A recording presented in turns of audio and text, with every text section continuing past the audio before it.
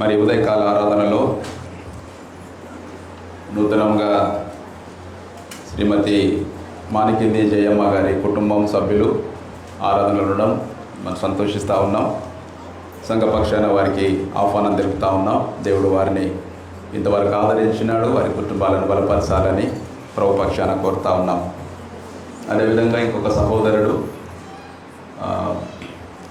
Central security force నుంచి Joseph కదా, Rajashekar, S Rajashekar, thank you so much. We warmly welcome into this worship. ఆదికాండము 22వ అధ్యాయం జనవరి 1వ వారం నుంచి మనం ఈ భాగాన్ని ధ్యానం చేస్తూ ఉన్నాం. ఈరోజు కంక్లూజన్ అంటే క్లైమాక్స్ అంటే అందరికి ఇష్టం కదా. క్లైమాక్స్ అంటే ఫైటింగ్స్ ఉంటాయి. ఇక్కడ కూడా ఒక ఫైటింగ్ ఉంది. అది దేవునికి అబ్రాహాముకు మధ్య ఉన్న ఫైటింగ్. మరి అందులో ఎవరు గెలిచినారు అనేది మనం చూస్తాం. మొట్టమొదటి వారంలో దేవుని ప్రత్యక్షతను చూసినాం మనం. అంటే ఈ 22వ అధ్యాయము కంప్లీట్గా ఇది ఆరాధన.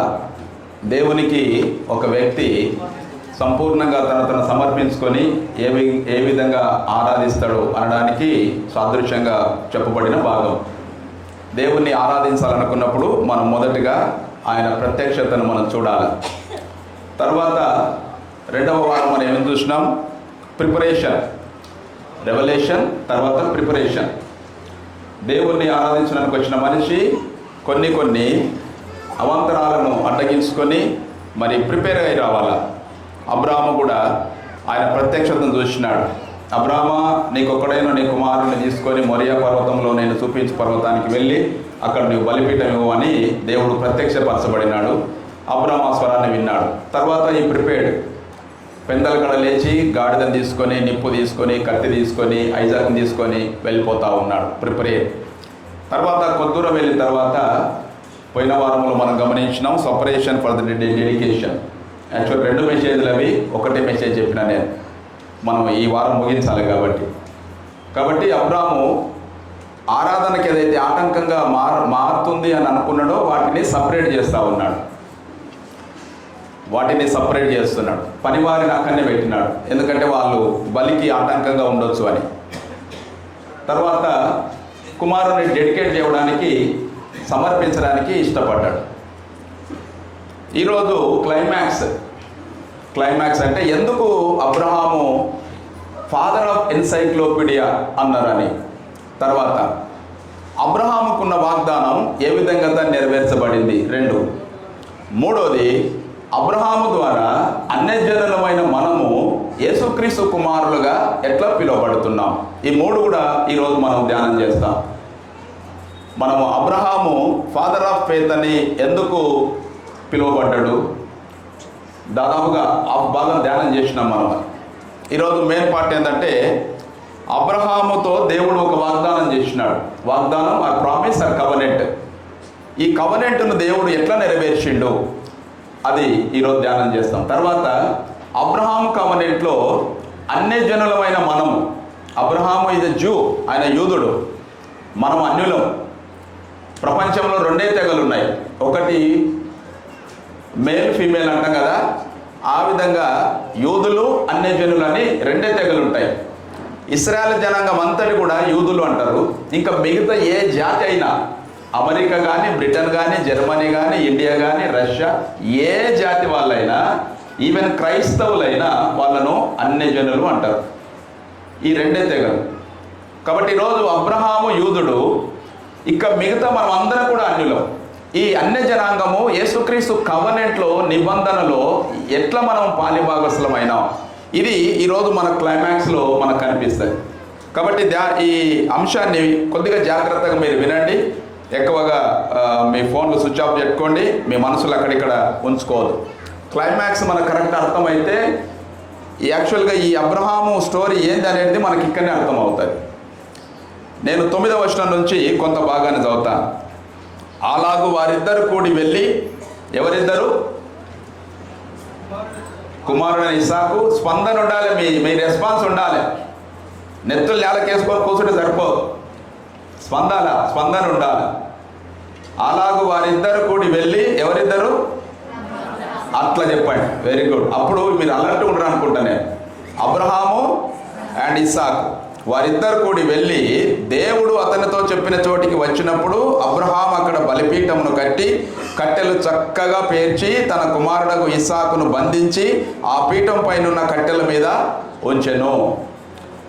ఇది క్లైమాక్స్ సీన్లో అబ్రహాము కుమారుణ్ణి బలివ్వడానికి వెళ్తా ఉన్నాడు, బలిపీఠం కట్టినాడు. ఇప్పుడు అబ్రహాం కట్టిన బలిపీఠము 4వ బలిపీఠం. అది మొట్టమొదట బలిపీఠం కట్టింది నోవాహు, కానీ ఎక్కువ బలిపీఠాలు కట్టింది, ఆల్టర్స్ కట్టింది అబ్రహాం. ఇది 4వ బలిపీఠం. దీన్ని కుమారుడిని బంధించడానికి, డెడికేట్ చేయడానికి కట్టిన బలిపీఠం. ఈరోజు మనం ఏం ధ్యానం చేస్తామనంటే, ఇంతవరకు ప్రతి వ్యక్తులను కూడా మనం అబ్రహాము గురించి, అబ్రహాము విశ్వాసం గురించి ధ్యానం చేస్తాం. హౌ డేర్, ఎంత ధైర్యం అతనికి తన కన్న కొడుకును కత్తితో నరకడానికి తీర్మానించుకున్నాడంటే అబ్రహాం ఎంత ధైర్యం కావాలి, ఎంత విశ్వాసము ఆయనలో ఉండాలని ధ్యానం చేసినాం మనం చాలా మటుకు కూడా. ఈరోజు నేను మీకు ఇంకొక విషయం బోధించాలని ఇష్టపడతా ఉన్నా. ఇక్కడ అబ్రహాం మాత్రమే కాదు మనం ధ్యానం చేయాల్సింది. ఇక్కడ ఈ భాగంలో మెయిన్ ధ్యానం చేయాలంటే ఎవరిని చేయాలంటే ఐజాకుని చేయాలి. ఇస్సాకుకు ఒక మాట కూడా లేదు, ఒకటే మాట ఉంది. ఆ మాట ఏంటంటే, తండ్రి గొర్రెపిల్ల ఎక్కడ, అదొక్క వర్డ్ ఇస్సాకు మాట్లాడిండు. తర్వాత ఇస్సాకు ఇంకా మాటలు లేవు, చివరి వరకు కూడా మాటలు లేవు. ఒకే ఒక మాట, తండ్రి గొర్రెపిల్ల ఎక్కడంటే అబ్రహాం చెప్పిండు, నాయనా యెహోవా చూసుకొనును, యెహోవా ఈరే, గాడ్ విల్ ప్రొవైడ్ అని అంటే ఇస్సాకు కిమ్మనకుండా మౌనంగా ఉన్నాడు. మౌనంగా ఉన్న ఇస్సాకుకు మైండ్లో ఏముండాలి, బలిపీఠం దగ్గరికి పోయిన తర్వాత గొర్రెపిల్ల వస్తుంది అని ఎక్స్పెక్ట్ చేయాలి. గొర్రెపిల్ల వస్తుంది బలిపీఠం దగ్గరికి పోయినప్పుడు అని. అయితే బలిపీఠం కట్టిండు అబ్రహాము, కట్టెలు పేల్చిండు, ఇస్సాకుతో మోసుకొని వచ్చిండు కదా కట్టెలు, ఇస్సాకు కట్టెలు మోసుకొని వచ్చిండు, అన్ని పెట్టి పేల్చిండు. అప్పుడు ఇస్సాకు మనసులో ఒక ఆలోచన ఉంది, వేర్ ఈజ్ ల్యాంబ్, గొర్రెపిల్ల ఆడుంది, మా డాడీ అన్నీ చేస్తూ ఉన్నాడు, వేర్ ఈజ్ ల్యాంబ్ అని ఆలోచిస్తూ ఉన్నాడు. ఆయన చిన్నపిల్లగాడు కాదు, 14-15 years బాయ్, యంగ్ బాయ్, అంటే దాదాపుగా intermediate stage, 10th class stage. మరి ఇస్సాకుకు ఆలోచన కలుగుతుంది, ఎక్కడ బలిపీఠం ఉంది, మా నాయన అన్నీ చేస్తూ ఉన్నాడు, మరి గొర్రెపిల్ల ఏడుంది అని ఆలోచించింది.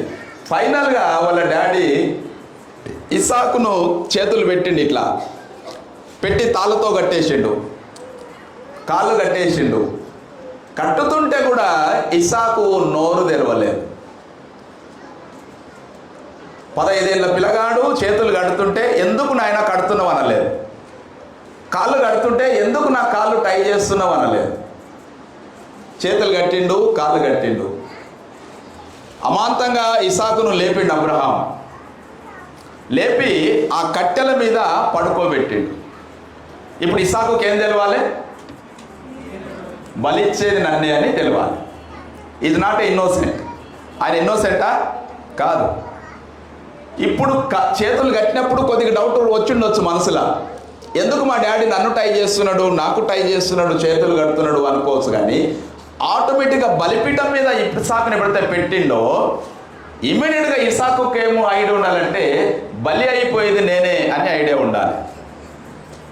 అక్కడ కూడా నోరు తెరవలేదు, ఈ వాజ్ సైలెంట్. ఒకవేళ ఇస్సాకు మౌనం మాట్లాడితే ఎట్లుంటుంది? ఇస్సాకు మౌనంగా ఉన్నాడు, చేతులు కట్టేప్పుడు మౌనంగా ఉన్నాడు, తాళ్ళు కట్టేప్పుడు మౌనంగా ఉన్నాడు, కట్టెల మీద లేపినప్పుడు మౌనంగా ఉన్నాడు, పండబెట్టేప్పుడు మౌనంగా ఉన్నాడు, కత్తి నూరుతుంటే మౌనంగా ఉన్నాడు, కత్తి లేపుతుంటే కూడా మౌనంగా ఉన్నాడు. ఒకవేళ మౌనం ఇప్పుడు ఆ సిచ్యువేషన్లో మన పిల్లలను కానీ ఇంకెవరినైనా ఊహించుకోండి ఒకసారి. ఎంత తండ్రికి ముద్దుల కుమారుడైనా, ఎంత తండ్రి నోట్ల పెరిగినోడైనా కానీ వత్తల్లగా నుంచి పరిగెత్తి ఉరుకుతాడు అంతే. కట్టుతుంటేనే క్వశ్చన్ వస్తుంది, ఎందుకు నాయనా నన్ను కడుతున్నావని. కత్తి నూరుతుంటే క్వశ్చన్ వస్తుంది, ఎందుకు నాయనా కత్తి నూరుతున్నావని. లేపుతుంటే అడుగుతాడు, ఎందుకు నాయనా నన్ను లేపుతున్నావని. పండ పెడుతుంటే అడుగుతాడు, ఎందుకు నాయనా గొర్రె పిల్ల పెట్టుకు నన్ను పండ పెడుతున్నావు అంటాడు. కత్తి లేపుతుంటే ఇంకా లాస్ట్కు కట్టెల మీద నుంచి పరిగెత్తుకొని రన్ చేస్తాడు ఆ పిల్లగాడు. ఇస్సాకు మౌనంగా ఉన్నాడు, ఈజ్ వెరీ సైలెంట్. ఒకవేళ మౌనం మాట్లాడితే ఇస్సాకు మదిలో ఉన్న ఆలోచనలు ఏముంటాయి? మౌనం మాట్లాడితే ఏం మాట్లాడతాడు ఆయన? 2-3 విషయాలు ఇస్సాకు మదిలో వచ్చి ఉంటాయి. ఏంటికంటే చిన్నప్పటి నుంచి అబ్రహాము దేవుని ఎడల ఎలాంటి విశ్వాసం కలిగిన వ్యక్తో చూస్తున్నాడు. ఇస్సాకు దగ్గర నుండి చూస్తున్నాడు. ఎన్నో మార్లు శారాయ్ అబ్రాహాము ఇద్దరు కూడా మాట్లాడుకుని ఉంటారు. మనకు కుమారుడు లేకుంటే దేవుడు ఈ కుమారుని ఇచ్చిండు, ముద్దుల కుమారుడు, వాగ్దాన పుత్రుడు ఇస్సాకు, ఈయన ఊకొచ్చినోడు కాదు, దేవుణ్ణి అడుక్కొని తెలుసుకున్నామేమని ఇస్సాకుతో మాట్లాడింటారు వాళ్ళు. తర్వాత ఇస్సాకు పెరిగి పెద్దగా అవుతున్నప్పుడు అబ్రహాము చేయబెట్టుకొని నడిపించి ఆ రోజు 8వ దినమున సున్నతి చేయాల్సి వచ్చినప్పుడు తన మదిలో ఒక నిబంధన చేసుకుని ఉంటాడు. ఇది దేవుని నిబంధనకు నేను గుర్తుగా నా కుమారుణ్ణి సర్కంసిషన్ చేస్తా ఉన్నానని. ఇస్సాకు నా వాగ్దాన పుత్రుడని అబ్రాహాము ఎన్నోసార్లు ఇస్సాకుతో మాట్లాడి ఉంటాడు. ఈ మాటలన్నీ ఇస్సాకుకు మైండ్లో గిర్రని తిరుగుతూ ఉంటాయి. వీటి తిరుగుతో పాటు ఇంకొకటి తిరుగుతుంది, మా డాడీకి దేవునితో ఎంత రిలేషన్ ఉంది, ఎంత ఇంటిమసీ ఉంది. మా డాడీ దేవుని మాటను ఎప్పుడు కూడా జవదాటలేదు. మా డాడీ ఒక మాట చెప్పిండు, నాయనా గొర్రెపిల్ల ఏది ఉందంటే యెహోవా చూసుకోను అన్నాడంతే. యాక్చువల్గా మొరియా అంటేనే గాడ్ విల్ ప్రొవైడ్ అని అర్థం. మొరియా అంటే యెహోవా చూసుకొనును గాక అని. కాబట్టి ఈ ప్రాంతంకి వచ్చిన తర్వాత దేవుడు ఇస్సాకుతో లోపల ఏం మదన ఉందో, అందుకని ఈ భాగానికి నేను పెట్టిన టైటిల్ ఏంటంటే fulfilment of Abraham's covenant. Fulfilment of Abraham's covenant. అబ్రహాంతో దేవుడు చేసిన నిబంధనను ఈ దినం అంటే ఈ భాగంలో ఫుల్ఫిల్ చేస్తూ ఉన్నాడు. ఆర్ఎల్స్ God's covenant fulfilled with Abraham. దేవుడు చేసిన నిబంధన అబ్రహాముతో పరిపూర్ణమైంది, ఫుల్ఫిల్మెంట్ అయింది. ఇక్కడ ఇస్సాకు యొక్క అంతర్మదనం తెలుగులో మంచి మాట అది. అంతర్మదనం అంటే లోపల ఉన్న ఆత్మఘోష. ఒకవేళ ఆత్మ ఘోషిస్తే, ఆత్మ మొరపెడితే, ఆత్మ ఏడిస్తే, ఆత్మ ప్రలాపిస్తే ఎలాంటి అంతర్మదనం లోపల ఉంటుంది అనేది ఇస్సాకు ద్వారా మనం నేర్చుకుంటాం. 15 ఏళ్ల పిల్లగాడు, యంగ్ బాయ్, తన తండ్రి చేసిన ప్రతి పనిలో కూడా నోరు మెదపకుండా, కిమ్మనకుండా సరెండర్డ్ కంప్లీట్గా తన తండ్రికి విధేయత చూపిండు, సరెండర్ అయినాడు. ఈరోజు ఇస్సాకును బట్టి మనం నేర్చుకోవాల్సిన విషయం ఏంటంటే మన తల్లులకు మన తండ్రులకు ఆర్ వి సరెండర్?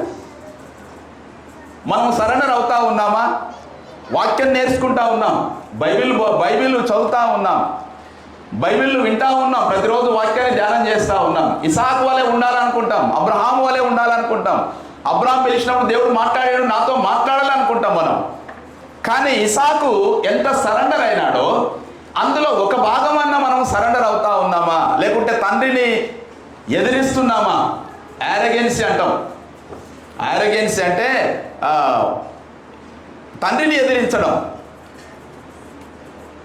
కాకపోతే తల్లి తండ్రి వాళ్ళ కొడుకులను అంటే కన్నప్పుడు కానీ లేకుంటే అమ్మ నాయన విషయంలో ఇస్సాకు ఎప్పుడు కూడా వాళ్ళని బాధ పెట్టినట్లు బైబిల్లో కనబడలేదు. ఒక వ్యక్తి ఒక చిన్న పాట రాసినాడు. అంటే మన పుట్టుక ఏంటి అనేది, మనం ఊరిక రాలేదు లోపలికి, ప్రపంచంలోనికి ఊరిక మనలో దేవుడు ఓం బింబుస్ అని పంపలేదట. మన తల్లిదండ్రులు కంటేనే మనం వచ్చినాం. దేవుడు వాళ్ళను కనికరిస్తే మనం భూమి మీద ఉన్నాం. అమ్మ నాయన విలువ తెలుసుకోవారి, నీవు పైనుంటి ఊడి పడ్డావా జారి. అమ్మ నాయన విలువ తెలుసుకోవారి, నువ్వు పైనుంటి ఊడి పడ్డావా జారి. నువ్వు కడుపులోనే గడ్డవు, అమ్మ కంటేనే నువ్వు బిడ్డవు. నాన్న ఇస్తేనే నువ్వు జన్మవు, మరి లేకుంటే నువ్వు నిల్వవు. నువ్వు కడుపులోన గడ్డవు, నువ్వు కంటేనే నువ్వు బిడ్డవు. నాన్న ఇస్తేనే నువ్వు జన్మవు, మరి లేకుంటే నువ్వు నిల్వవు. ఆ నిమిషం నిన్నే నీవే అడుగు, ఈ దేహమే నీ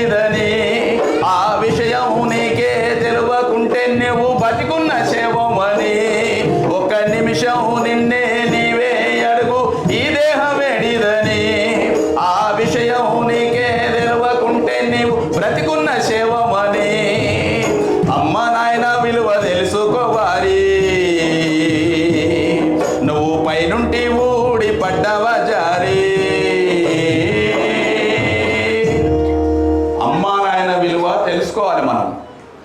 మనం పైనుంచి ఊడి పడలేదు. అమ్మ కంటేనే నువ్వు బిడ్డవు, నాన్న ఇస్తేనే నువ్వు జన్మవు. నువ్వు కడుపులోన గడ్డవు, ఆమె కంటే నువ్వు బిడ్డవు. నాన్న ఇస్తే నువ్వు జన్మవు, మరి లేకుంటే నువ్వెవరో తెలియదు. కాబట్టి పిల్లలారా, యవనస్తులారా, దేవుడు ఇసాకు జీవితంలో ఒక అంతర్మదనం పెట్టిండు. ఆయన జీవితం కంప్లీట్గా, అయ్యో నా యవన జీవితంలో ఏంది, నన్ను మా డాడీ అల్లారు ముద్దుగా సాకే కదా, ఎంత అల్లారు ముద్దుగా మా డాడీ సాకే, ఇప్పుడు ఏమనకుండా నేను ఏం పాపం చేసినా, ఏం నేరం చేసినా నన్ను కట్టేస్తున్నాడు.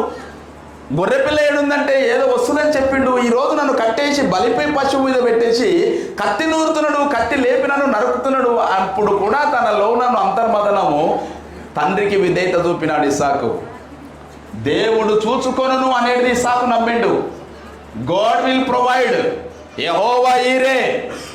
కష్టము పీక్ స్టేజ్లో రాని నీకు, రెప్ప పాటులో అపాయం ఉండని నీ కళ్ళ ముందర ఒకటే నమ్మాలి, దేవుడు చూసుకుంటాడు అంతే. That's what we have to believe. అదే ఇస్సాకు ఇక్కడ నమ్మిండు. ఆయన చేసిన పనేం చూడండి, చక్కగా పేర్చి తన కుమారుడగు ఇస్సాకును బంధించి ఆ పీఠం పైన కట్టెల మీద ఉంచెను కంప్లీట్గా. అప్పుడు అబ్రహాము తన కుమారుని వధించుటకు తన చెయ్యి చాపి కత్తి పట్టుకొనగా, అంటే దాదాపుగా ఆల్మోస్ట్ అబ్రహాం మైండ్లో ఫిక్స్ అయిపోయాడు, ఇంకా నేను దేవుని మాటను జవదాడతలేను, దేవుని మాటను మీరడం లేదు, దేవుని సెలవిచ్చిన ప్రకారంగా నాకొక్కగానొక్క కుమారుణ్ణి, నా ముద్దుల కుమారుణ్ణి, వాగ్దాన పుత్రుణ్ణి ఇస్సాకును ఈరోజు నేను దహన బలిగా అర్పిస్తూ ఉన్నాను. దహన బలి లేవియాకాండం 1వ అధ్యాయంలో రాసిన దాని గురించి. దహన బలి అంటే ఒక గొర్రెను తీసుకునాలా, మగ గొర్రెను, దాని మీద మన పాపముల నిమిత్తమై యాజకుడు చెయ్యి ఉంచాలా, ఆ గొర్రెను పీస్ కట్ చేయాలా, ముక్కలుగా చేయాలా, చేసిన తర్వాత చర్మాన్ని ఒలిసాలా, ఒలిచి ఆ ముక్కలను కట్టెల మీద బలిపీఠం మీద పెట్టాలా, నిప్పంటించి ఆ చర్మం ఒలిసిన గొర్రె, ముక్కలుగా చేయబడిన గొర్రె ఆ నిప్పులకు చెగలకు మాడుతుంటే మస్తుంటే ఆ పొగ ఏదైతే ఉందో అది దేవునికి ఇంపైన సువాసనగా మారిపోతుంది. అది దహన బలి. ఇప్పుడు ఇస్సాకును చేతులు కట్టినాడు, కాలు కట్టేసినాడు, కట్టెల మీద పెడుతున్నాడు, అంటే కత్తి లేపిండంటే ఇప్పుడు అబ్రాహాం ఏం చేస్తున్నాడు, ఇస్సాకును ముక్కలు చేస్తున్నాడు. కాళ్ళు ఒక ముక్క, చెయ్యి ఒక ముక్క, తొడ ఒక ముక్క, జబ్బలు ఒక ముక్క, ముక్కలు చేస్తున్నాడు అబ్రహాము. కొడుకును ముక్కలు చేస్తున్నప్పుడు తండ్రి ఆటోమేటిక్గా ముక్కలైపోయింది. ఆయన ఈ భూప్రపంచంలో ఎవరికి అంత అగోని అంటాం, అంత అంతర్మదన వేదన అటు కొడుకుకు ఇటు తండ్రికి ఎట్ ఏ టైం రాదు. అటు కొడుకు అంతర్మదనం ఉంది, ఇట్లా తండ్రి దానికంటే ఎక్కువగా అంతర్మదనం పడతా ఉన్నాడు. అయ్యో నా కొడుకు ఒక్క మాట కూడా నాకెదురు చెప్తలేదు, నేను దేవుని ఏ విధంగా అయితే సేవిస్తున్నానో, దేవునికి ఏ విధంగా నేను శిరస వహించి ఆయన ఆజ్ఞకు లోబడుతున్నానో, నా కొడుకు కూడా నాకు ఆజ్ఞకు లోబడి ఇంత చేస్తున్నవాడు కిమ్మనలేదు, నోరు తెరుస్తలేదని అబ్రాహాము కూడా లోపల అంతర్మదనం పడుతూ ఉన్నాడు. ప్రేమని బిడ్డలారా, నిన్న జయమ్మ గారు నైట్ కండోలెన్స్ మీటింగ్లో నైట్ ఒక మాట చెప్పిన, నేను ఒక పుస్తకం గురించి చెప్పిన. ఏంటి ఆ పుస్తకం? The diary of a young girl.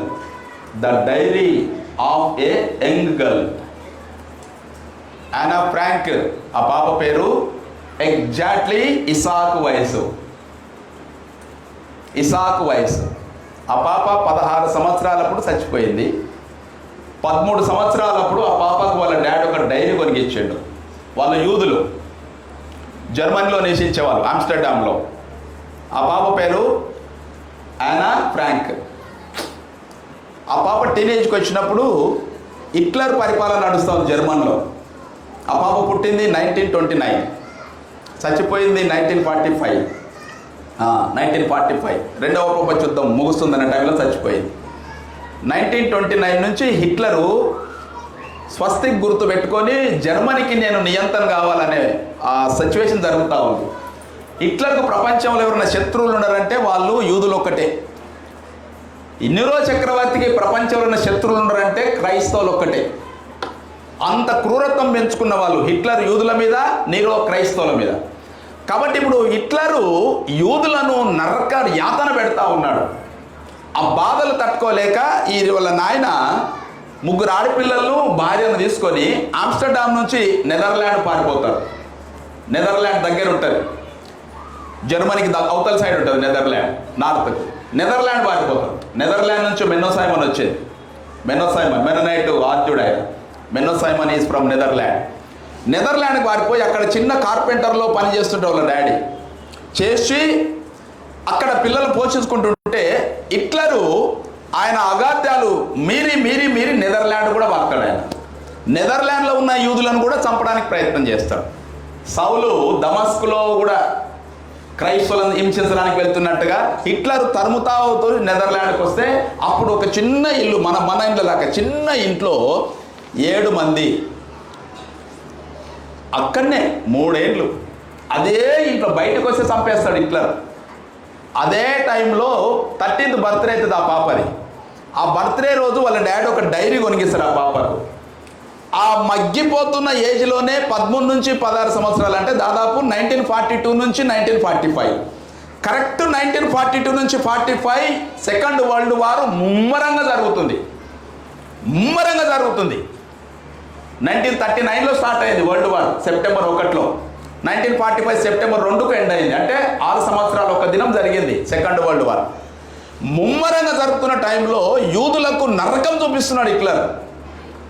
ఆ టైంలో ఆ టీనేజ్ గర్ల్ 13 ఏళ్ల పాప లోపల ఉన్న అంతర్మథనం ఆ డైరీలో రాసింది. ప్రతి పేజీ, ప్రతి దినం కూడా. 1945లో ఆ పాప చచ్చిపోయింది.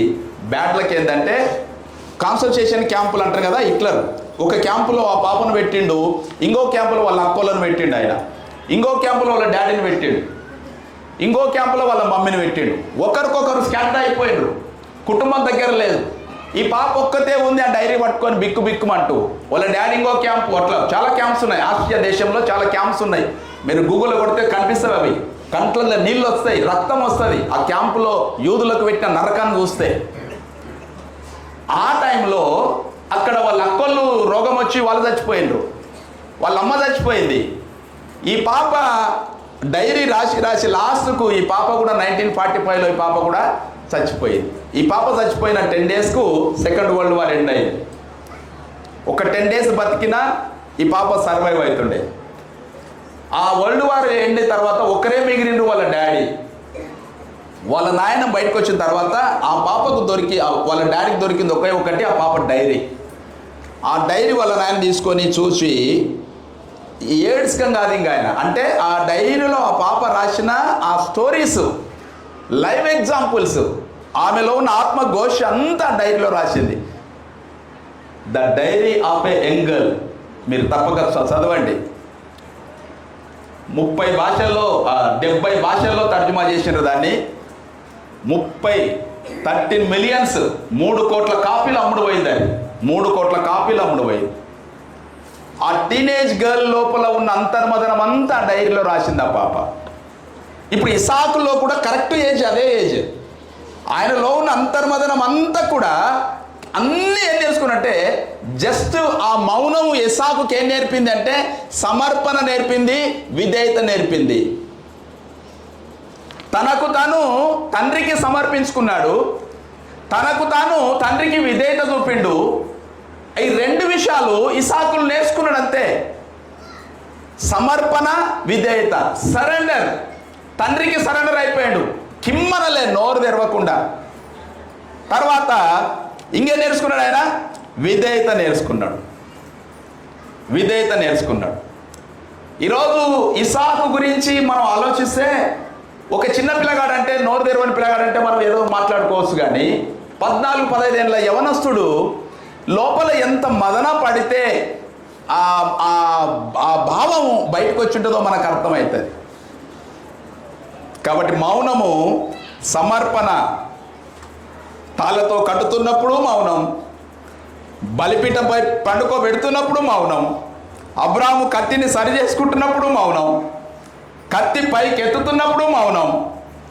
ఎందుకు నాన్న నన్ను కడుతున్నావు అనలేదు, ఎందుకు నాన్న నన్ను నా ముక్కలు చేయడానికి కత్తిని నూరుతున్నావు అనలేదు, ఎందుకు నాన్న ఏమీ మాట్లాడకుండా నోరు తెరవలేదు. ఇస్సాకు నోరు తెరవలేదు. ఒక పాట ఉంది కదా, నోరు తెరువలేదా ఏ ప్రేమ, బదులు పలుకలేదా ఏ ప్రేమ, నోరు తెరువలేదా ఏ ప్రేమ, బదులు పలుకలేదా ఏ ప్రేమ, అది ఎవరి కోసమో ఈ జగతి కోసమే, ఈ జనుల కోసమే సిలువలో సాగింది యాత్ర, కరుణామయుని దయగల పాత్ర, సిలువలో సాగింది యాత్ర, కరుణామయుని దయగల పాత్ర, చెల్లుమని కొట్టింది ఒకరు,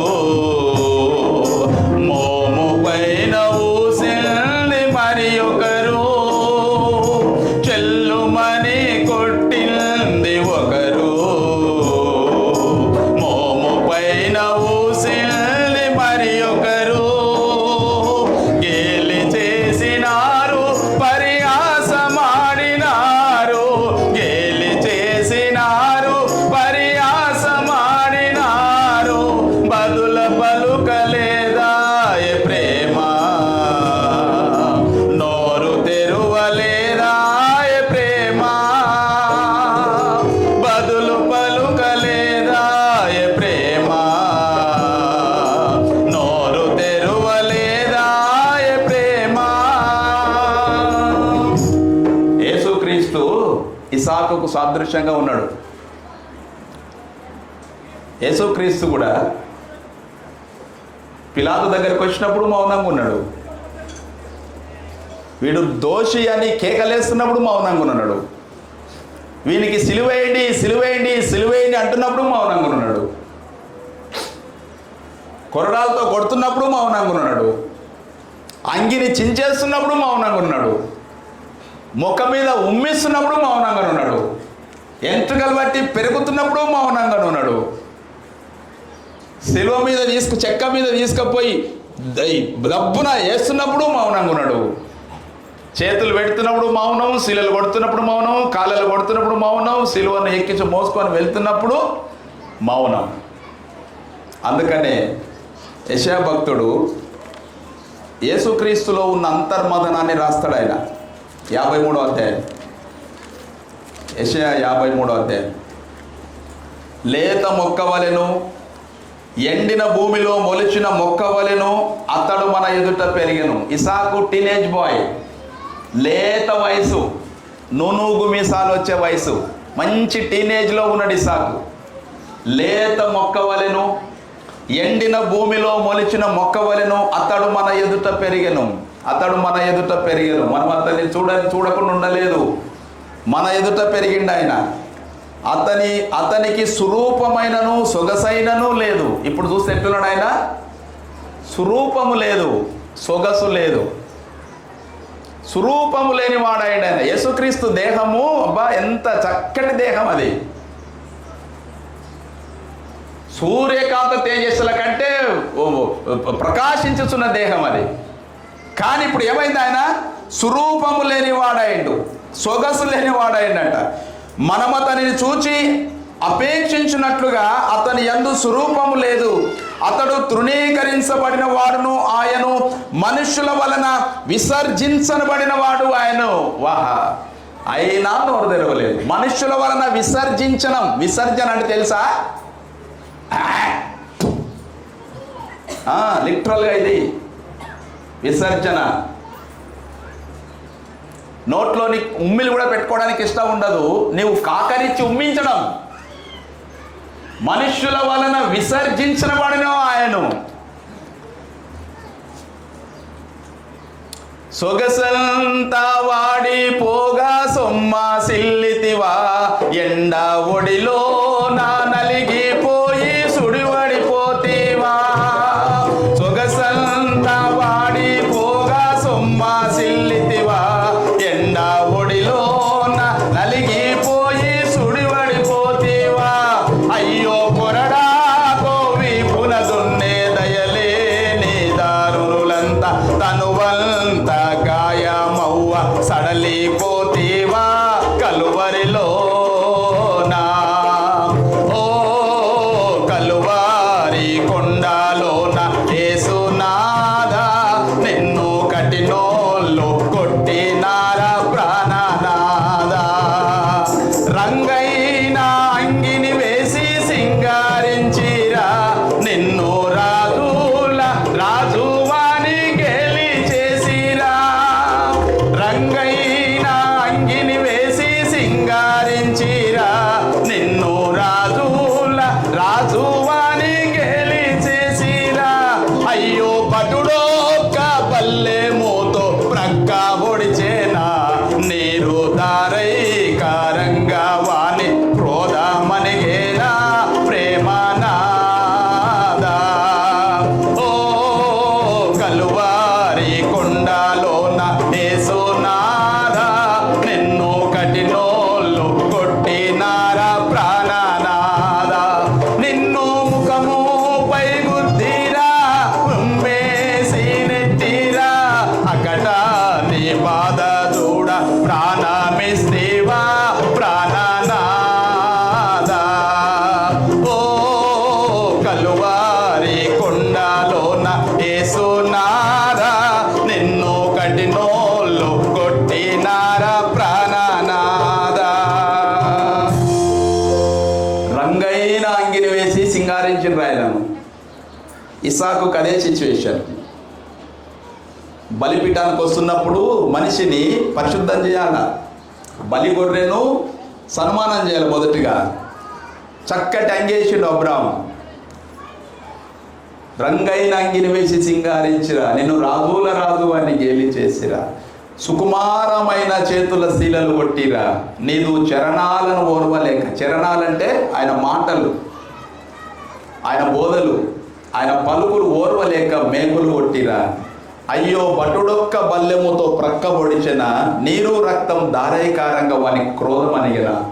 ఇవన్నీ కూడా ఇసాకు జీవితంలో ఏదైతే అనుభవించి బలికి సిద్ధమయ్యిండో ద సేమ్ ప్యాటర్న్ యేసుక్రీస్తు ఇసాకుకు మారుగా మా సాదృశ్యంగా శిలువ యాగంపై బలి జరుగుతున్నప్పుడు నోరు తెరవలేదు, తండ్రికి కంప్లీట్గా విధేయత చూపిండు ఆయన. యేసుక్రీస్తు ఎక్కడ తండ్రి ఇది నేను ఎందుకు ఇది చేయాలా అని అడగలేదు. గెత్సెమనే తోటలో ప్రార్థన చేసిండు. ఏంటది? నీ చిత్తమైతే, నా ఇష్టము కాదు కానీ నీ చిత్తమే నెరవేరును గాక. నా ఇష్టము కాదు కానీ. అక్కడ ఇష్టము చిత్తము రెండు కనిపిస్తాయి మనకు. కొన్ని సందర్భాలలో మనం ఏం చేస్తుంటే ప్రార్థన చేసినప్పుడు అది మన ఇష్టం ఉంటుంది, మన ఇష్టాన్ని అది దేవుని చిత్తానికి పెట్టేస్తాం మనం. కానీ మనం దేవుని చిత్తం నెరవేర్చాలని అనుకోం, మన ఇష్టం నెరవేరాలనే ప్రార్థన చేస్తాం. కానీ ఇక్కడ యేసుక్రీస్తు దేవుని చిత్తాన్ని నెరవేరాలని ప్రార్థన చేశాడు. తండ్రి ఇది నాకు ఇష్టం ఉంది, నేను ఒకవేళ ఈ మరణం కన్నా ఈ రక్షణ కార్యము నా ద్వారా అంటే ఈ మరణం కాకుండా ఇంకేదన్నా ఉందా అని అడిగిండు. కానీ దేవుడు అది అవకాశం ఇవ్వలేదు. లేదు నాయన, నువ్వు మరణించాల్సిందే, ఇది నా చిత్తం అంటే ఆయన ఏం చేసాడు? తన చిత్తానికి కంప్లీట్గా సరెండర్ అయ్యాడు. ఎబ్రీ రాసిన పత్రిక 10వ అధ్యాయం 5వ వచనం. ఎబ్రీ 10:5. కాబట్టి ఆయన ఈ లోకమందు ప్రవేశించినప్పుడు ఇలాగూ చెప్పుచున్నాడు, బలియు అర్పణయు నీవు కోరలేదు కానీ నాకు ఒక శరీరమును అమర్చితివి, పూర్ణ హోమములను పాప పరిహార్థ బలులను నీకు ఇష్టమైనవి కావు. అప్పుడు నేను గ్రంథపు చుట్టలో నన్ను గూర్చి రాయబడిన ప్రకారం దేవా నీ చిత్తము నెరవేర్చుటకు, దేవా నీ చిత్తము నెరవేర్చుటకు ఇదిగో నేను వచ్చి ఉన్నానంటిని. నీ చిత్తము నెరవేర్చుటకు ఇదిగో నేను వచ్చి ఉన్నానంటిని. యేసుక్రీస్తు సరెండర్ అయింది అక్కడ తన తండ్రి అయిన దేవుని ఆజ్ఞకు. ఐజాక్ ఇక్కడ అబ్రహాం ఆజ్ఞకు కంప్లీట్గా సరెండర్ అయ్యిండు, విధేయత చూపినాడు. మౌనం ఏం నేర్పింది ఐజాక్ అంటే? సరెండర్ నేర్పింది. మౌనం ఐజాక్కు విధేయత నేర్పింది. నీవు తల్లిదండ్రులకు నీ మౌనం ఇస్తే వాళ్ళు దానికన్నా మించిన సంతోషం నువ్వు ఇంకేమి ఇవ్వలేవు. నీ ఆస్తి ఇవ్వలేవు, సంపద ఇవ్వలేవు, ఏమి ఇవ్వలేవు వాళ్ళకు. నీ విధేయత వాళ్ళకు అవసరం. నీ ఒబీడియన్స్ వాళ్ళకు కావాలా, నీ ఆరోగెన్స్ కాదు, నీ ఎదురుదీర్ఘం కాదు. క్రైస్తవుడు దేని బట్టి సమాజాన్ని మారుస్తారంటే క్రైస్తవ సిద్ధాంతాలను బట్టి కాదు. సిద్ధాంతాలు మనకు పరలోకం తీసుకుపోలేవు. డాక్ట్రిన్స్ అనేటివి ఒకవేళ ఇక్కడ ఈ సంఘంలో మన కొన్ని సిద్ధాంతాలు పెట్టుకుంటున్నామో కానీ సిద్ధాంతాలు నిన్ను పరలోకానికి ఎంట్రీ చేయలేవు. మరి ఏం తీసుకుపోతుంది అంటే వే ఆఫ్ లైఫ్, జీవన విధానం. నీవు ఈ లోకంలో జీవించినప్పుడు నీ జీవన శైలి, జీవన విధానమే పరలోకానికి నీకు నిచ్చెనగా మార్చేస్తుంది. 1932లో గాంధీ రౌండ్ టేబుల్ సమావేశం, ఇంగ్లాండ్ దేశంలో రౌండ్ టేబుల్ సమావేశం అయిపోయిన తర్వాత ఆయన పడవలో వస్తూ ఉన్నాడు ఇండియాకు. అప్పుడు గాంధీతో పాటు కొంతమంది శిష్యులు ఉన్నారు. ఆ టైంలో డిసెంబర్ మాసం.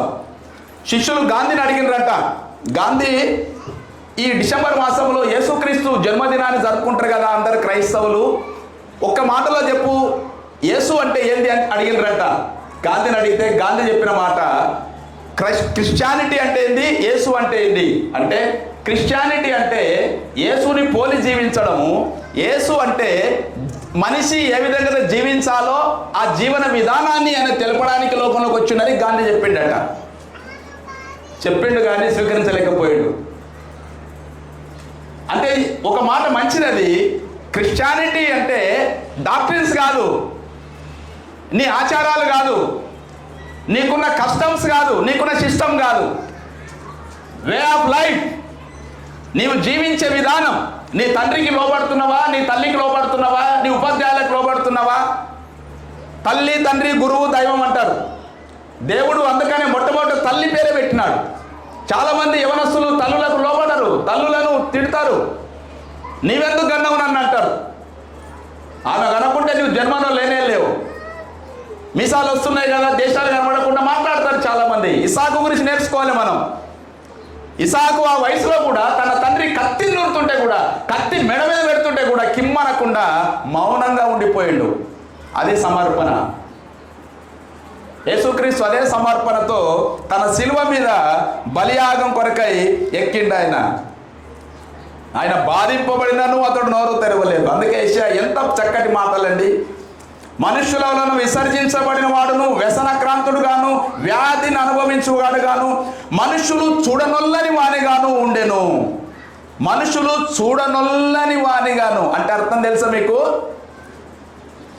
ఒక వ్యక్తి నిండు కురుపులు, కుస్తు చెయ్యి మొత్తం తింటుంది, కుస్తు పురుగులు వచ్చినాయి, మనిషి మొత్తం పురుగులతో నిండిపోయిండు, కుస్తు నిండుతా ఉంది, తింటా ఉంది. ఆ మనిషి నీ పక్కన కూర్చుంటే నువ్వు ఎట్లుంటావు? అది చూడనొల్లని వాడంటే అది. కనీసం నువ్వు చూచి కూడా అయ్యో అనకుండా చిచ్చి చిచ్చి చిచ్చి అనే బ్రతుకు యేసుక్రీస్తు స్థితి వచ్చింది. కుష్టు వ్యాధులను చూసినప్పుడు అందరు అసహించుకుంటారు. కానీ మదర్ తెరీసా కుష్టు వ్యాధులను చూస్తే కౌగులించుకున్నది. ఆమె మనిషే, మనం మనుషులమే, వేరే వాళ్ళు మనుషులే. కానీ కుష్టు చూసినప్పుడు నీవు స్వీకరించుకున్నావు, మదర్ తెరీసా కౌగులించుకున్నది. కారణం ఏంటంటే the way of life, that is the humility of Christianity. Humanity కాదు, హ్యుమానిటీ అంటే మానవత్వం, హ్యూమిలిటీ అంటే దీనత్వం. అంత దీనంగా దిగిపోయింది ఆమె. ఎక్కడ యుగోస్లేవియా దేశం తెల్లయమా మెరిసిపోతుంటుంది ఆయమ, ఎక్కడ ఇండియా, ఎక్కడ కలకత్తా మురికి వీధులు, మురికి కంపలు, కుస్తు వచ్చి చేతులు తినేసి కురుపులు పట్టి వాళ్ళ ఇంటోళ్ళే వాళ్ళని బయటికి నెట్టేసి ఈడ్చిపెడితే ఈమె వాళ్ళను పోయి ముద్దుగా చేతులు కడిగి హత్తుకొని కాన్వెంట్లోకి తెచ్చి ఈరోజు ప్రపంచానికే అమ్మ అయింది. పెళ్లి కాలేదు, పిల్లలు లేరు, కానీ ప్రపంచం మన అమ్మ అని పిలుస్తుంది. చూడనొల్లని వాడంటే అది. యేసుక్రీస్తు ఆ సిచ్యువేషన్లోకి వెళ్ళిపోయినాడు ఆయన. 5వ వచనం, మన అతిక్రమలను బట్టి అతడు గాయపరచబడెను, మన దోషములను బట్టి నలగగొట్టబడెను, మన సమాధానార్థమైన శిక్ష అతని మీద పడెను. యెహోవా మన అందరి 6వ వచనం బి పార్ట్, యెహోవా మన అందరి దోషమును ఆయన మీద మోపెను, అతడు దౌర్జన్యము నొందెను, బాధింపబడినను నోరు తెరవలేదు, వదకు తేబడు గొర్రెపిల్ల బొచ్చు కత్తిరించు అనేదుట మౌనంగా ఉండినట్టు అతడు నోరు తెరవలేదు. ఇసాకు అదే కండిషన్, నోరు తెరవలేదు. ఇసాకుకు యేసుక్రీస్తుకున్న కాంట్రాక్ట్, ఇసాకు తండ్రికి ఏకైక కుమారుడు, ముద్దుల కుమారుడు.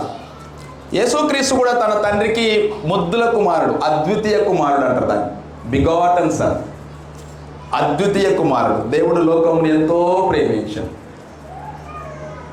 అద్వితీయ కుమారుడు. ఇసాకు తండ్రికి విధేయత చూపినాడు, యేసుక్రీస్తు కూడా తన తండ్రికి విధేయత చూపినాడు. ఎబ్రీ 5:8 ఉంటుంది. తన శరీరంగా ఉన్న దినములలో కన్నీళ్లను, ప్రార్థనలు, యాచనలు తనకు అప్పగించుకొని తన తండ్రికి విధేయత చూపినాడు. ఇసాకు బలిపీఠంపై ఎక్కుతున్నప్పుడు మౌనంగా ఉన్నాడు. యేసుక్రీస్తును కూడా సిలువకు అప్పగిస్తున్నప్పుడు నోరు తెరవలేదు, మౌనంగా ఉన్నాడు ఆయన. ఇసాకు బలి కట్టెలను మోసుకొని పోయిండు, తన కట్టెలను తననే మోసుకొని పోయాడు. కత్తి అబ్రాం పట్టుకున్నాడు, నిప్పు అబ్రాం పట్టుకున్నాడు, కట్టెలు ఇసాకు వాటిని మోసుకొని పోయాడు. యేసుక్రీస్తు తన సిలువను మ్రాను మీద వేలాడిన ప్రతి వాడు శాపగ్రస్తుడని ద్వితీయోపదేశకాండంలో ధర్మశాస్త్రం చదివిస్తూ ఉంటుంది. అదే భాగాన్ని అపోస్తలుడైన పౌలు గలతీ పత్రికలో రాస్తాడు. మాను మీద వేలన్న ప్రతివాడు శాపగ్రస్తుడు, కాబట్టి ఏ శాపము ఆ మాను మీద నరికివేయబడాలి. ఇసాకు తన కట్టెలను తనే మోసుకొని వెళ్ళిండు, యేసుక్రీస్తు తన సిలువను తను మోసుకొని వెళ్ళిండు. ఇసాకు ఎక్కడ కూడా తండ్రిని ఎదిరించలేదు. యేసుక్రీస్తు కూడా సిలువ మోస్తున్నప్పుడు కూడా తండ్రి ఎందుకు నాకు ఈ పరిస్థితి, నేనేం చేస్తాను ఒక్క మాట కూడా మాట్లాడలేదు. ఇసాకు తండ్రికి పూర్తిగా సరెండర్ అయ్యిండు, యేసుక్రీస్తు కూడా తండ్రికి పూర్తిగా సరెండర్ అయ్యిండు. ఇసాకు తన తండ్రికి కంప్లీట్గా సమర్పించుకున్నాడు. ఫిలిప్పీ రాసిన పత్రిక 2:8 పౌలు అంటాడు, తన్ను తానే రిక్తునిగా చేసుకోనేను, సిలువ మరణం పొందినంతగా అనగా సిలువ మరణం పొందినంతగా తన్ను తానే, తనకు తాననే, నో ఫోర్స్, నో అప్పీల్, ఎవరైనా బలవంతం చేయలేదు, తనకు తననే. ఎబ్రీ పత్రికలో కూడా అదే మాట్లాడతాడు, తనకు తననే. 1 తిమోతి పత్రిక 2:5 అంటాడు, తనకు తననే.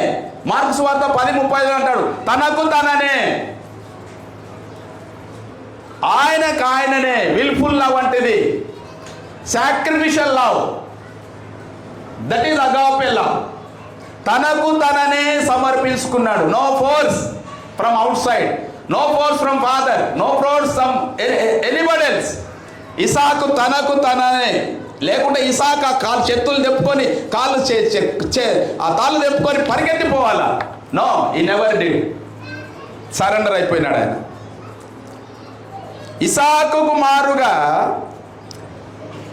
ఇసాకును కత్తి లేపుతుంటే కూడా కిమ్మనలేదు, యేసుక్రీస్తును శీలలు కొడుతుంటే కూడా నోరు తెరవలేదు. నీవు దేవుని కుమారుడు అయితే దిగిరా అంటే కూడా నోరు తెరవలేదు. వీడా మనుషులను రక్షించేదంటే నోరు తెరవలేదు. దాహం అవుతుందంటే చేదు చిరకనిస్తే నోరు తెరవలేదు. ఇసాకు కుమారుగా, బలిగా, ఇసాకుకు సాదృశ్యంగా. కానీ ఇక్కడ ఒక ట్విస్ట్, ఇసాకు దగ్గర కత్తి ఆగింది. ఇసాకును బలి ఇంతవరకు ఓకే, కానీ ఇసాకు దగ్గరికి వచ్చేసరికి కత్తి ఆగింది. దేవుడు ఏమన్నాడు అక్కడ? ఆదికాండం 22, అప్పుడు అబ్రహాము తన కుమారుని వధించుటకు తన చెయ్యి చాపి కత్తి పట్టుకొనగా యెహోవా దూత పరలోకం నుండి, చదవండి అది,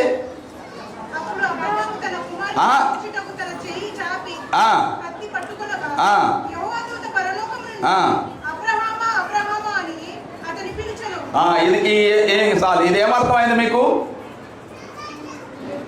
పైన 22వ వచనం చూడండి ఒకసారి, 21వ వచనం చదవండి.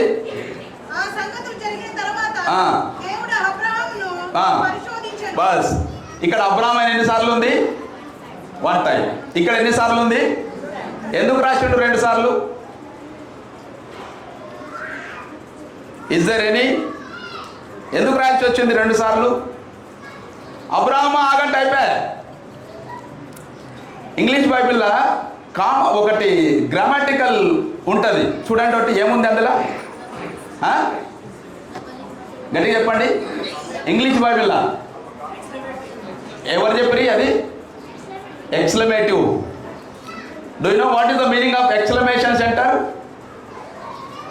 ఫుల్ స్టాప్ అంటే ఆగడం, కామ్ అంటే పాస్ తీసుకోవడం కదా. ఎక్స్క్లమేషన్ అంటే ఆశ్చర్యం, సర్ప్రైజ్, టెన్షన్. ఎక్స్క్లమేషన్. అబ్రహామా అబ్రహామా, అక్కడ అబ్రహామా అని ఒక్కసారి పిలిస్తే కూడా కత్తి దిగుతుంది. కత్తి ఆల్మోస్ట్ దించింది ఆయన. అందుకని దేవుడు అబ్రహామా అనలేదాడ. అబ్రహామా అబ్రహామా, ఎక్స్క్లమేషన్ సెంటెన్స్ అంటారు. అబ్రహామా అబ్రహామా ఆగు. ఒక లారీ వస్తుంది అమాంతంగా, నీ కొడుకు లారీకి అడ్డం పోతా ఉన్నాడు, నువ్వు ఎక్కడో చూస్తున్నావు, సడన్గా లారీ వచ్చింది, నీ కొడుకుని చూసినావు, ఏ ఇక్కడ రారా అంటావా? అరే అనవు. The same situation. ఏ ఇక్కడ రారా అంటే ఆ లోపల లారీ కొట్టేస్తారు. ఇప్పుడు దేవుడు కూడా అబ్రహామా అంటే కత్తి దిగుతుంది. ఆహా, ఏం వర్ణనండి. అబ్రహామా అబ్రహామా ఆగు. అప్పుడు అబ్రహాం ఆగాడు. చిత్తం ప్రభువా. అప్పుడు ఆయన, ఈ చిన్నవాడి మీద చెయ్యి వేయకము, అతనిని ఏమీ చేయకము, నీకు ఒక్కడయ్యున్న నీ కుమారుని నాకియ్య వెనుదీయలేదు గనుక నీవు దేవునికి భయపడువాడవని ఎందువలన నీకొక్కడైనా నీ కుమారుణ్ణి నేను అడిగినప్పుడు నీవు కిమ్మనకుండా మారు మాట్లాడకుండా నీకు వాగ్దాన పుత్రుడైనా నీవు ప్రేమించిన ఇస్సాకు నీ నవ్వును దూరం చేస్తుంటే నా కొరకు బలి ఇవ్వడానికి వచ్చినావు. చేతులు కట్టేstiవి, తీసుకొని వస్తేవి, అన్నీ చేస్తేవి, చివరికి కట్టెలు పేరిస్తేవి, కత్తి నూర్తివి, కాళ్ళు కడితివి, కొట్టనిగా కూడా నీవు రెడీ అయినావు. ఇందువలన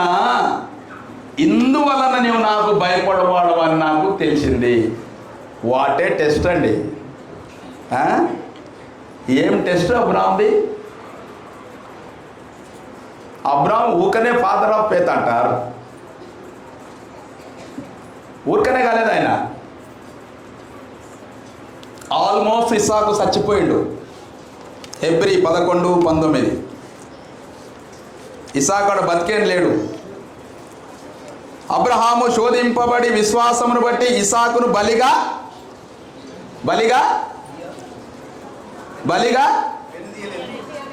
ఏం చదువుతుండ్రా? తెలుగు బైబిల్ తీయండి.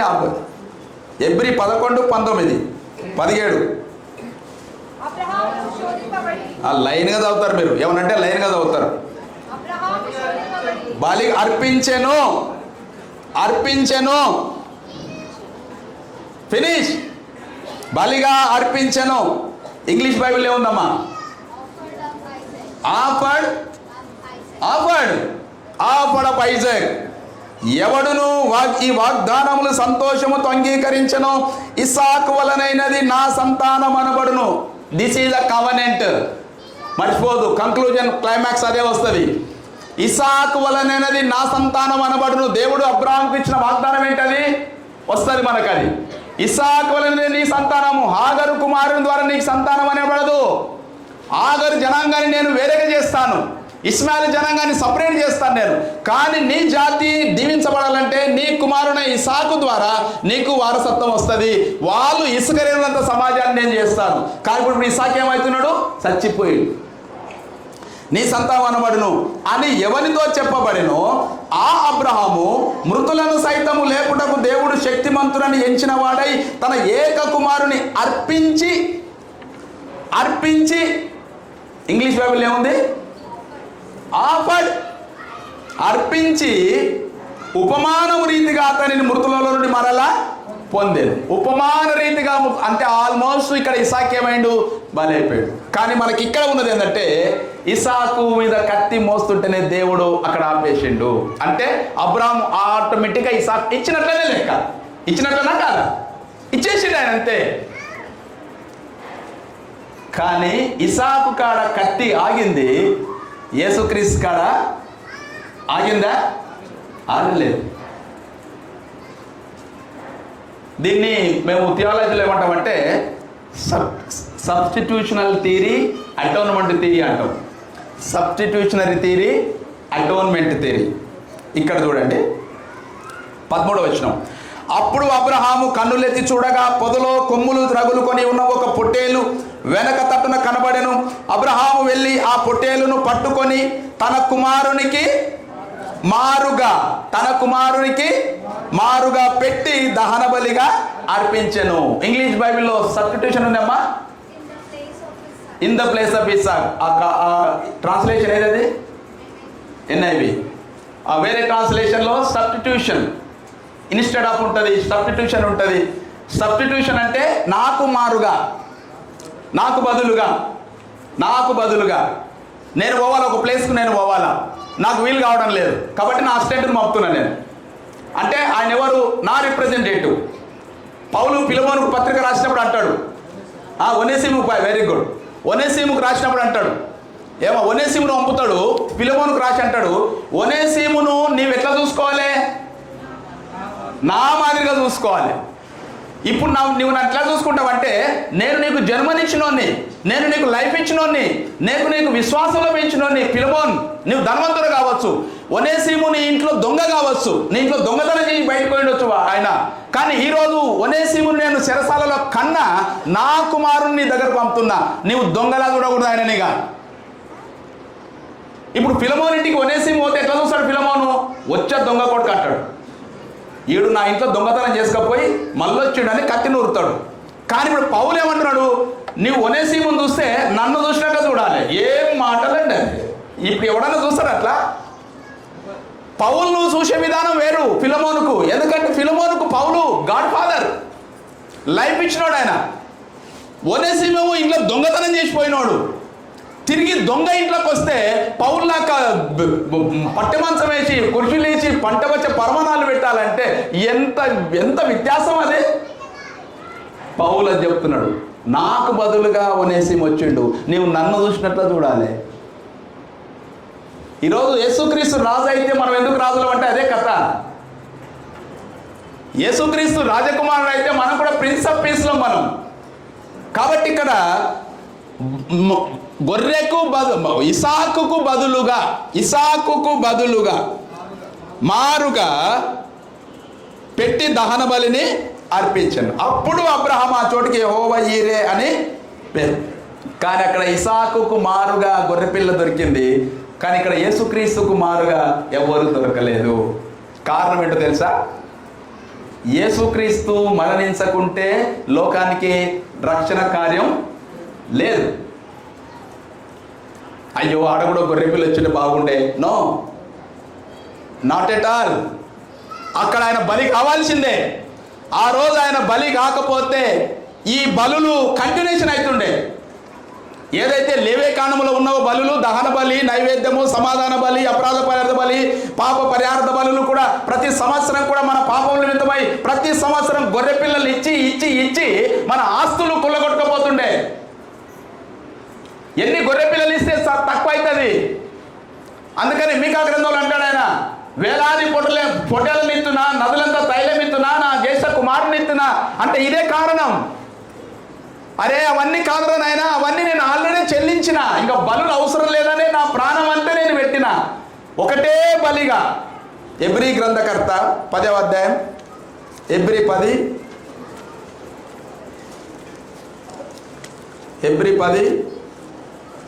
3వ వచనం. అయితే ఆ బలులు అర్పించుట చేత ఏటేటా పాపములు జ్ఞాపకమునకు వచ్చుచున్నవి. ఏలైనగా ఎడ్ల యొక్కయు మేకల యొక్కయు రక్తము పాపములను తీసివేయుట అసాధ్యం. ఎబ్రీ 10:9-25.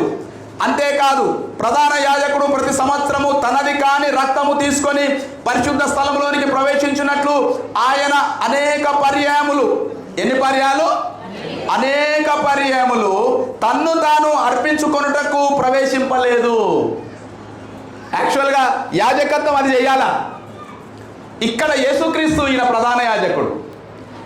అనేక మార్లు అహరోను యాజకత్వం కంటిన్యూషన్ అయింది. అది ఇక్కడ మెల్కీషెదెకు ప్రీస్ట్హుడ్ స్టార్ట్ అయింది. అహరోను యాజకత్వము అనేక మార్లు బలులు అర్పించేది, కానీ మెల్కీషెదెకు నిరంతరము యాజకుడు. ఆయన నిరంతరము యాజకుడు. ఈయన గొర్రెల యొక్కయు ఎడ్ల యొక్కయు మేకల యొక్క రక్తం వలన కాక తన పరిశుద్ధ రక్తం వలన ఒక్కసారే పాప పరిహారార్థ బలిగా ఒకేసారి తన రక్తాన్ని అర్పించినాడు. కాబట్టే మనకు ఇప్పుడు గొర్రెలు అవసరం లేదు, మేకలు అవసరం లేదు, ఎద్దులు అవసరం లేదు. కేవలం యేసుక్రీస్తును అయ్యా నీవు నా కొరకు పాప పరిహారార్థ బలిగా అర్పించబడినావని నమ్మితే, నీకు విశ్వాసం ఇస్తే ఆయన కుమారుడిగా స్థానం ఇచ్చినాడు. కొట్టు సప్పట్లు.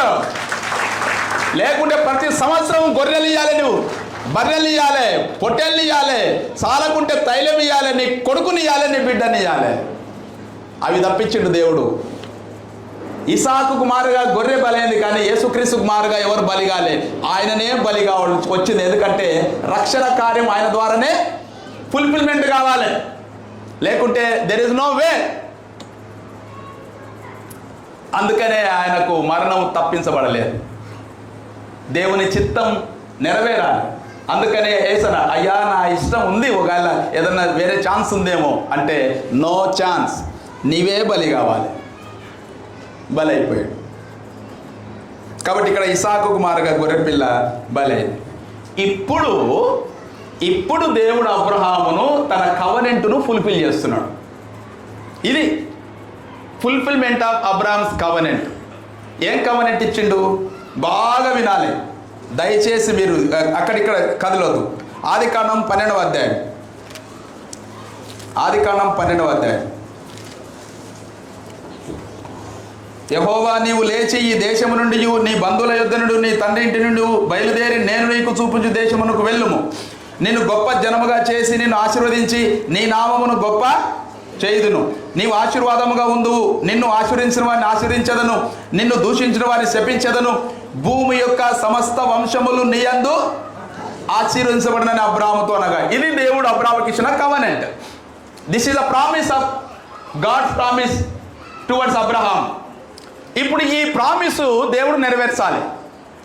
ఈ ప్రామిస్ను పట్టుకొని అబ్రహాము తన ఊరును విడిచిపెట్టిండు, మొసమతోమే ప్రాంతాన్ని విడిచిపెట్టిండు, తన విగ్రహాలను విడిచిపెట్టిండు, దేవుని మాటకు లోబడి బయటకు వచ్చేసిండు.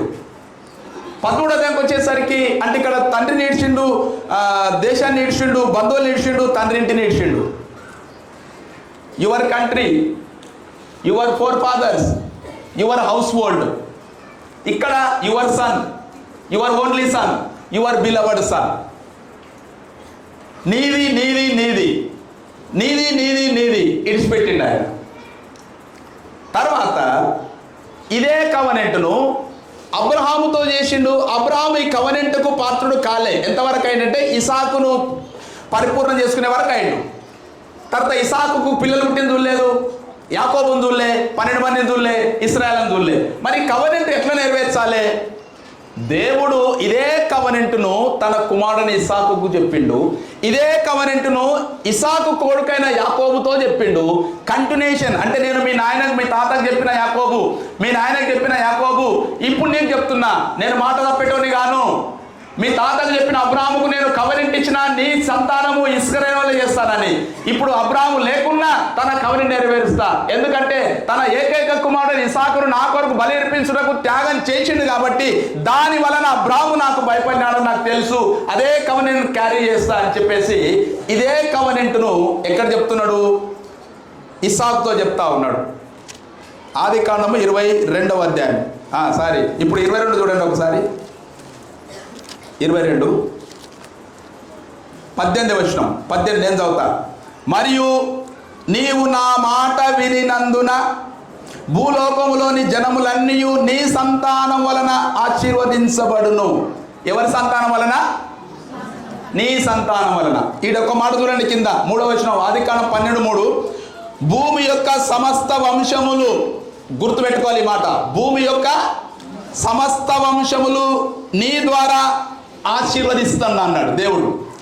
ఇక్కడ అదే మాట, నీవు నా మాట వినినందున భూలోకములోని జనములన్నీ నీ సంతానం వలన ఆశీర్వదించబడును, నా తోడని ప్రమాణము చేసి ఉన్నానని యెహోవా. అబ్బబ్బబ్బబ్బబ్బా, నా తోడు. ఎందుకు దేవుడు నా తోడు అంటున్నాడు తెలుసా? ఇంకా తనకన్నా మించిన వాళ్ళు ఎవరు లేడు. ప్రామిస్ చేయడానికి మా అమ్మ తోడు అంటాం, మనం మా నాయన తోడు అంటాం. అంటే మీ అమ్మ చచ్చిపోనే, మీ నాన్న చచ్చిపోనే అంటారు. అంటే మనకన్నా గౌరవం వచ్చిన పెద్దవాళ్ళ తోడు అంటాం. అంటే ఆ ప్రామిస్ నిలబడాలి.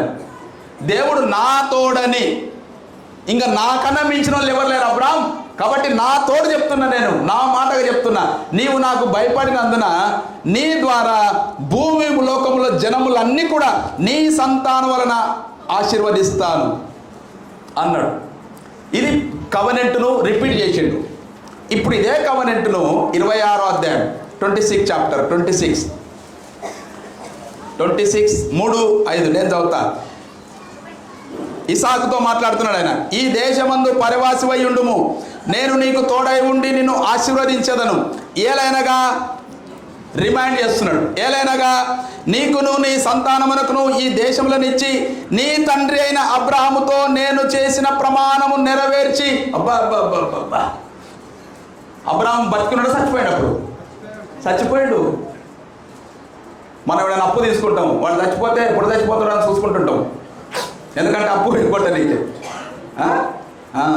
చచ్చిపోయాడు బాబు కొనపాతులు అంటే అది చచ్చిపోయి అందరు బతకాలని ప్రార్థన చేస్తారు. వీడు అప్పుడు వాడు చచ్చేట బాగుండే ప్రార్థన చేస్తారు.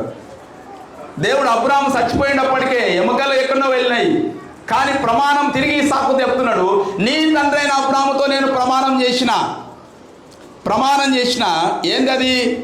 నీ తండ్రిని అబ్రాహాముతో చేసిన ప్రమాణం నెరవేర్చి ఆకాశ నక్షత్రముల వలె నీ సంతానమును విస్తరింపజేసి. ఎవరి సంతానం? నీ సంతానం. అంటే అబ్రాహాము ద్వారా ఇస్సాకు వచ్చిండు, ఇప్పుడు ఇస్సాకు సంతానం చెప్తున్నాడు. నీ సంతానం విస్తరింపజేసి ఈ దేశములన్నీ నీ సంతానానికి ఇచ్చేదను. తర్వాత కింద, నీ సంతానం వలన సమస్త భూలోకములోని సమస్త జనులు ఆశీర్వదించబడు. Promise covenant, continuation covenant. అబ్రాహాము నీ సంతానం, ఈ దేశంలో సమస్త జనములు దీవించబడతాయి. ఇది ఇస్సాకుతో చెప్తా ఉన్నాడు. ఇదే ప్రామిస్ ఎవరితో చెప్పిండు? మళ్ళా యాకోబుతో చెప్పిండు. 28వ అధ్యాయం 28 చాప్టర్ 28 verse 13. మరియు యెహోవా దానికి పైగా నిలిచి, నేను నీ తండ్రి, చూడండి, నేను నీ తండ్రి అయిన అబ్రహాము దేవుడను ఇసాకు దేవుడను యెహోవాను, నీవు పండుకొని ఉన్న ఈ భూమిని నీకును నీ సంతానమునకు ఇచ్చేదను. నీ సంతానము భూమి మీద లెక్కకు ఇసుకరేనోలే అడుగును. నీవు పడమటి తట్టును, తూర్పు తట్టును, ఉత్తరపు తట్టును, దక్షిణం తట్టును వ్యాపించదవు. భూమి యొక్క వంశములన్నీ నీ మూలముగాను నీ సంతాన మూలముగాను ఆశీర్వదించబడు. అబ్రాహాముతో చెప్పిండు, భూలోక సమస్త వంశముల జనములను దీవిస్తాను. ఇస్సాకుతో చెప్పిండు, మీ నాయనకు ప్రామిస్ చేసిన, నీతో ప్రామిస్ చేస్తున్నా, భూలోకములో సమస్త వంశములు మీ సంతానం ద్వారా దీవించబడతాయి. యాకోబుతో చెప్తున్నాడు, ఈ స్థలము ఉంది కదా, ఇది నేను ఇచ్చిన స్థలము, నీవు ఎక్కడైనా వ్యాపిస్తావు, నీ సంతానము ద్వారా భూలోకములో సమస్త జన్మలను నేను ఆశీర్వదిస్తాను.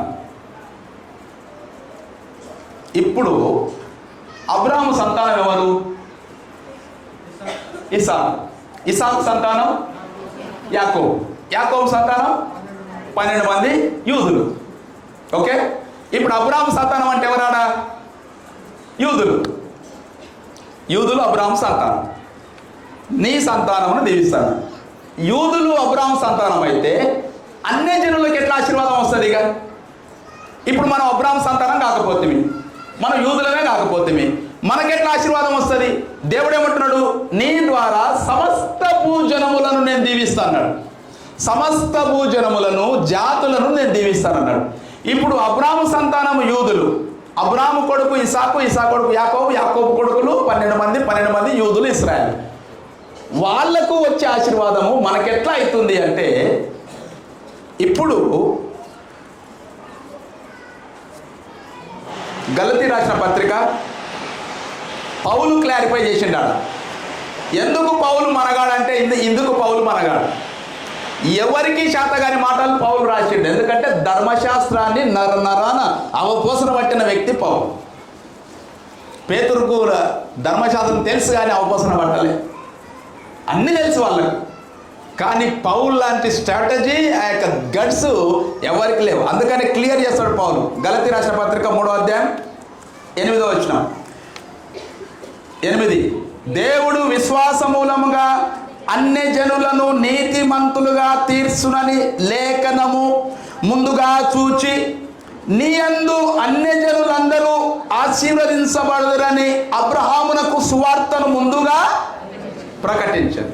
అబ్రహామునకు సువార్తను ముందుగా ప్రకటించాడు. దేవుడు నీ వలన అన్యజనులు ఆశీర్వదించబడుతురని లేఖనము ముందుగా నెరవేర్చుటకై అబ్రాహాముతో ఆ కాలంలోనే ప్రామిస్ చేసిండు. ఇప్పుడు అబ్రాహాము ద్వారా అన్యజనులు దీవించబడాలని, నీ సంతానం ద్వారా దీవించబడాలని అబ్రాహామునకు సువార్తను ముందుగానే ప్రకటించిండు. ఇప్పుడు చూడండి, ఎవరు ఈ సంతానం? గలతీ 3:16. గలతీ 3:16 అబ్రహామునకు అతని సంతానమునకును వాగ్దానములు చేయబడెను. ఆయన అనేకులను గూర్చి అన్నట్టు సంతానములకును అని చెప్పక ఒకని గూర్చి అన్నట్టే నీ సంతానమునకును అనెను. ఆ సంతానము క్రైస్ట్. హల్లెలూయా. బయోలాజికల్గా అబ్రహాముకు యూదుల సంతానం, బయోలాజికల్గా అబ్రహాముకు ఇసాకు కొడుకు, బయోలాజికల్గా అబ్రహాముకు యాకోబు మనవడు, బయోలాజికల్గా యూదులకు మూల పురుషుడు ఆయన. కానీ ఆత్మీయ ప్రకారముగా బయోలాజికల్గా యేసుక్రీస్తు అబ్రహామునకు మనవడు ముని మనవడు. అబ్రహాము సంతానము క్రీస్తు. ఎక్కడ చూస్తాం మనం? అది మత్తయి సువార్త 1:1 చూస్తాం. మత్తయి సువార్త 1:1 అబ్రహాము కుమారుడగు దావీదు కుమారుడైన యేసుక్రీస్తు వంశావళి. అబ్రహాము కుమారుడగు దావీదు కుమారుడైన యేసుక్రీస్తు వంశావళి. కింద 16వ వచనం యాకోబు మరియా భర్త అయిన యోసేపును కనెను, ఆమె యందు క్రీస్తు అనబడిన యేసు పుట్టెను. అబ్రహాము వంశం ఇంతతో ఎండ్ అయింది. అంటే ఇప్పుడు యేసుక్రీస్తు ఎవరి సంతానం? అబ్రహాము సంతానం. అబ్రహాము సంతానం యూదులు. యేసుక్రీస్తు అబ్రహాములో నుంచి వచ్చిన కాబట్టి యేసుక్రీస్తు కూడా అబ్రహాము సంతానం. గలతీ పత్రికలో పౌలన్న మాట ఏంది? నీ ద్వారా, నీ సంతానము ద్వారా అన్యజనులందరూ కూడా ఆశీర్వదించబడతారు. ఈరోజు మనం అందరూ కూడా అన్యజనులం. అబ్రహాము సంతానము యూదులు. మనం వారి ద్వారా ఎట్లా ఆశించబడుతున్నామంటే, యేసుక్రీస్తును నీవు స్వరక్షకంగా అంగీకరించినందు వలన నీవు అబ్రహాము కుమారుడుగా మార్చబడు. కొత్త సప్పట్లు. యేసుక్రీస్తు లేకుంటే నీవు అబ్రహాము వంశము నీకు సంబంధమే లేదు. జక్కయ్య ఎందుకు యేసుక్రీస్తు జక్కయ్యను అబ్రహాము కుమారుడు అన్నాడు? ఇది కారణం. యూదులను అబ్రహాము కుమారుడు అనాలి. జక్కయ్య అన్యుడు, సుంకరి, పాపి. అబ్రహాముకు సంబంధమే లేదు, సున్నతి లేదు, సర్కంసిషన్ లేదు, ఏమీ లేకుండా అబ్రహాము కుమారుడు నీవు అంటే యూదులకు కోపం లేచింది. నీవేందయ్యా ధర్మశాస్త్రం తెలిసినాడు, పనికి మాలినోడిని జక్కయ్యని తీసుకొని వచ్చి మా వంశంలో పెడుతున్నావు, మేము అబ్రహాము సంతానం. యోహాను సువార్త 8:31 అంటారు, మేము ఎవరికి దాసలం కాము, మేము అబ్రహాము సంతానం, మా తండ్రి నిక్కర్షి. ఈరోజు జక్కయ్యను అబ్రహాము కుమారుడుగా మార్చినట్టుగా మనల్ని యేసుక్రీస్తు బిడ్డలుగా మార్చుతా ఉన్నాడు దేవుడు. ఆయనలో విశ్వాసం ఉంచటం వలన, ఆయనందు విశ్వసించటం వలన మాత్రమే మనం దేవుని కుమారులుగా కుమార్తెలుగా స్వీకరించబడ్డాం. ఇదే గలతీ 13 చూడండి ఒకసారి. 13:14 ఆత్మను గురించిన వాగ్దానము విశ్వాసం వలన మనకు లభించినట్లు అబ్రాహాము పొందిన ఆశీర్వచనము క్రీస్తు ద్వారా అన్య జనులకు కలుగుటకై, క్రీస్తు ద్వారా అన్య జనులకు కలుగుటకై క్రీస్తు మన కోసము శాపమై మనలను ధర్మశాస్త్రము యొక్క శాపము నుండి విమోచించెను. ఇందువలన గూర్చి మ్రాను మీద వేలాడిన ప్రతివాడు శాపగ్రస్తుడని రాయబడుచున్నది. ఇస్సాకు ఆ రోజు బలి అర్పించడానికి గొర్రెపిల్ల బలైంది. ఈరోజు యేసుక్రీస్తు మన నిమిత్తమై మన కుమారుగా బలి యాగం చేసి అబ్రహాము వారసుడైన యేసుక్రీస్తును అంగీకరించడం వలన మనం కూడా అబ్రహాము కుమారుగా మార్చబడ్డాం. యేసుక్రీస్తు వంశములో మనం మార్చబడ్డాం. ఇప్పుడు మనం ఎవరం అంటే ఆయన వారసులం. ఇదే గలతీలో రాస్తారు పౌలు, ఆయన వారసులం. ఆయన వారసులం. ఎఫెసీ 3:16 ఎఫెసీ 3:16 అయిపోయింది. ఇంకా ఎఫెసీ 3:16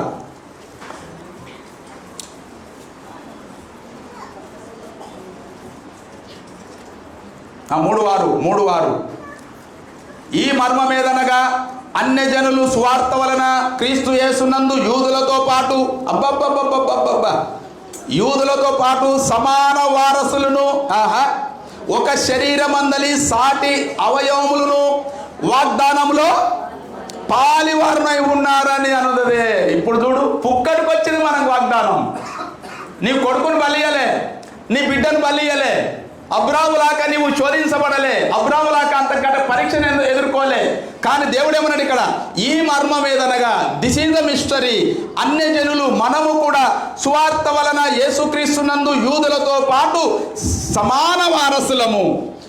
యూదులకెంత హక్కు ఉందో మనకంత హక్కు ఉంది, యూదులకెంత దిక్కచ్చుందో మనకంత దిక్కచ్చుంది. కారణం ఏంటంటే మనం అబ్రహాము కుమారులుగా లేకపోయినప్పటికీ బయాలజికల్గా ఆత్మీయ పరంగా అబ్రహాము నమ్మిన దేవుని నమ్ముతా ఉన్నాం.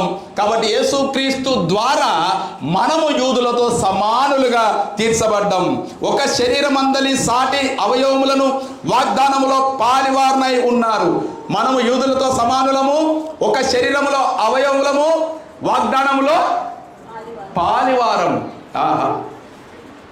ఎంత గొప్ప థియాలజీ అండి ఇది. అబ్రహాము కుమారుని బలి ఇవ్వకుంటే ఈ కవనెంట్ తన ద్వారా ఫుల్ఫిల్ అయ్యేది కాదు. యేసుక్రీస్తు సిలువలో మరణించకుంటే ఈరోజు అన్య జనులుగా పిలువబడుతున్న మనము అబ్రహాము సంతానము కానీ యేసుక్రీస్తుని దేవుడిగా అంగీకరించడానికి కూడా మనకు అవకాశం లేకుండా పోతుండే. అందుకనే జక్కయ్య పనికిమాలినోడైనా, సుంకరి అయినా, పాపి అయినా కూడా యేసుక్రీస్తు కుమారుడుగా పిలువబడ్డాడు, అబ్రహాము కుమారుడుగా పిలువబడ్డాడు. ఈరోజు మనం అదే స్థితి. కాబట్టి దేవుని కవనెంట్ ఒక్కసారి మాట ఇస్తే ఆయన మాట తప్పే దేవుడు కాదు. లాస్ట్ రెఫరెన్స్ గలతీ 3:25 3:28. ఇందులో యూదుడని గ్రీసు దేశస్థుడని లేదు, దాసుడని స్వతంత్రుడని లేదు, పురుషుడని స్త్రీ అని లేదు. క్రీస్తు యేసునందు మీరందరూ ఏకముగా ఉన్నారు. మీరు క్రీస్తు సంబంధులైతే ఆ పక్షమందు అబ్రహాము యొక్క సంతానమై ఉండి వాగ్దాన ప్రకారము వారసులు. మనం వారసులం. ఇంకా మనకు ఆస్తి యొక్క అన్నీ వస్తాయి, అన్నీ వచ్చి పడేస్తాయి. ఇది అబ్రహాము కవనెంట్ను దేవుడు ఎట్లా ఫుల్ఫిల్ చేసినాడు. కాబట్టి అంత గొప్ప దేవుణ్ణి మనం పట్టుకొని ఉన్నామంటే మనం ఎంత ధన్యులం అండి. గుడికి రావడానికి పెండ మొక్క వేసుకుంటాం మనం, వాక్యం అంటే నిరంతకం చేస్తాం మనం. ఇంత పుక్కడిగా పరలోకం ఇచ్చిండు దేవుడు. పరలోకానికి అర్హత లేదు మనకు, అబ్రాహాము పిల్లలు అనిపించుకోనికి అర్హత లేదు. కానీ దేవుడు తను మరణించకుంటే శాపమై మౌనంగా ఉండి దిగజాని స్థితిలో ఉండి ఉమ్మేసుకొని రక్తం కార్చి సిలువకు అప్పగించుకొని చీలలు కొట్టుకొని విధేయత చూపి సమర్పించుకొని అర్పించుకొందిన వలన ఆయనను కేవలం విశ్వసించుట ద్వారా మాత్రమే. ఎఫెసీ 2:8 పౌలు అంటాడు అదే మాట, మీరు విశ్వాసం వలన ద్వారా కృపచేతనే రక్షింపబడి ఉన్నారు. ఇది మీ వలన కలిగినది కాదు, దేవుని వరమే. అది క్రియల వలన కలిగినది కాదు కనుక ఎవడనూ అతిశయించడానికి వీలు లేదు. కాబట్టి నీ గొప్పతనం నా గొప్పతనం ఏం లేదు. ఇందులో ఏమైనా గొప్పతనం ఉందంటే నజరేయుడైన యేసుక్రీస్తు యొక్క గొప్పతనమే. ఆమేన్. కాబట్టి hour God is a God of Abraham, hour God is a God of Isaac, hour God is a God of Jacob. Is not just to making the promise, he is the one who keeping the promise and also fulfilling the promise. Amen. Hour God is not just making the promise. ఆయన కేవలం వాగ్దానం ఇచ్చేవాడు మాత్రమే కాదు, is keeping the promise. ఆ వాగ్దానాన్ని జ్ఞాపకం చేసుకునేటోడు, ఆ వాగ్దానాన్ని పట్టుకొని నీ కొరకు ఉండేటోడు. Not only keeping, fulfilling the promise. ఆ వాగ్దానాన్ని నీ పట్ల నెరవేర్చే దేవుడు. అందుకనే అబ్రాహాము ఆ విధంగా దీవించబడ్డాడు. అబ్రాహాము ద్వారా అన్యజనులైన మనము దీవించబడ్డాం యేసుక్రీస్తు ద్వారా. కాబట్టి మనం యేసును ఎంత కొలిస్తే ఎంత ఎక్కడమండి, మనం ఎక్కడ యూదులతో వారసులం అంటే మాటల, మనకి ఎక్కడి వారసత్వం? అబ్బబ్బ, ఆయన సింహాసనంలో వారసులు అంటే ఎంత కృప ఇచ్చిండు దేవుడు. ఆ సువార్త అబ్రాహాముకు వెళ్ళింది, ఈరోజు మన దగ్గరికి వచ్చింది. దీన్ని విశ్వసిస్తే దేవుని వాగ్దానాలను నీవు పొందుతావు. అందుకనే అబ్రహాము 22వ అధ్యాయము అంత ప్రాముఖ్యమైంది. ఈ 22వ అధ్యాయంలో దేవుణ్ణి ఆ విధంగా ఆరాధించిన అబ్రహాము, కాబట్టి తిరిగి ఏం చేసిండు? ఆయన రెస్టోర్డ్ అయ్యిండు. Restored, revolution, preparation, separation, dedication, restoration. దేవుని ప్రత్యక్ష చూసిండు, దేవుని ఆరాధనకు ప్రిపేర్ అయ్యిండు, ఆరాధనకు ఆటంకం ఉన్నది సపరేట్ చేసిండు, కుమారుని డెడికేట్ చేయడానికి సిద్ధపడ్డాడు, రెస్టోర్ అయ్యిండు, తిరిగి పునర్స్థితిని పొందిండు. కాబట్టి ఆరాధనలో ఉన్న మనం కూడా రెస్టోర్ కాకపోతే దేవుని మందిరానికి ఎట్లా వచ్చినావో అట్లే వెళ్ళకూడదు. నువ్వు రెస్టోర్ కావాలి, కొంతన్నా కొంత తీసుకొని వెళ్ళాలి, కొంతన్నా కొంత వాక్యాన్ని నింపుకొని పోవాలి.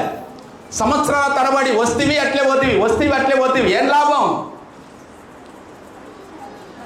And moving ant is a greater than sleeping elephant అంటారు. A moving ant is a greater than sleeping elephant. Elephant మా పెద్దదా, ఈ చీమ పెద్దదా? ఎలిఫెంట్ పెద్దది. చీమని అనుకుంటే ఊగ తొక్కనవసరం లేదు దాన్ని. భూ అంటే ఎక్కడ పోతుంది చీమ. కానీ ఏ moving ant is greater than A sleeping elephant. కదులుతున్న చీమ పండుకున్న ఏనుగు కంటే కొద్ది గొప్పనే. నీవు ఏనుగు ఇంత ఉంటే ఏం లాభం?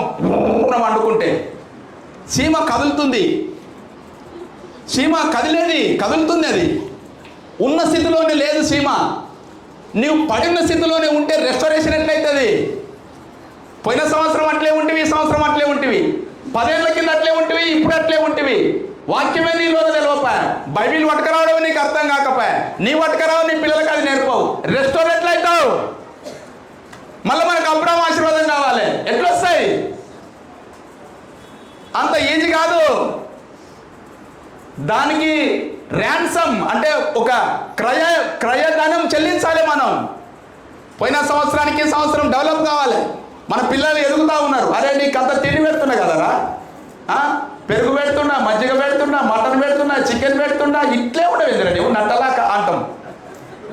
వాడు పెరగకుంటే తల్లులు అన్నారు, పెరిగితే కుషాలు తల్లులకు.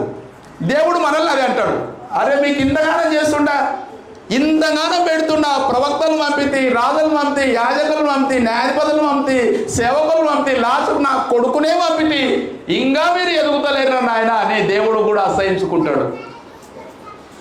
ఆరాధనకు వచ్చినప్పుడు వీ మస్ట్ రెస్టోర్డ్, లేకుంటే ఆరాధన విలువ లేదు.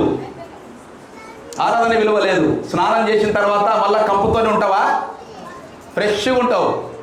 ఆరాధనకు వస్తే కూడా అట్లే ఫ్రెష్గా ఉండాలి. కాబట్టి అలాంటి వాగ్దానమైన దేవుని మనం పొందుకున్నాం. అలాంటి కృప దేవుడు మనకు అనుగ్రహించును గాక. 22వ అధ్యాయంలో దేవుడు చేసిన యొక్క గొప్ప త్యాగం, ఆ గొప్ప కవనెంట్ అబ్రాహాము ద్వారా అన్ని జనులైన మనకు కూడా నెరవేర్చినాడు. కళ్ళు మూసుకోండి, తలపోయండి ఒకసారి. ఈ నెలంతా, ఈ భాగమంతా తలపోసుకోండి ఒకసారి.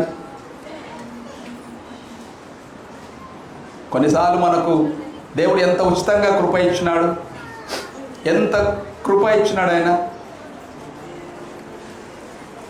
ఆయన కృప ఎప్పుడు కూడా వర్ణించలేనిది కదా. కృపలను తలంచుచు,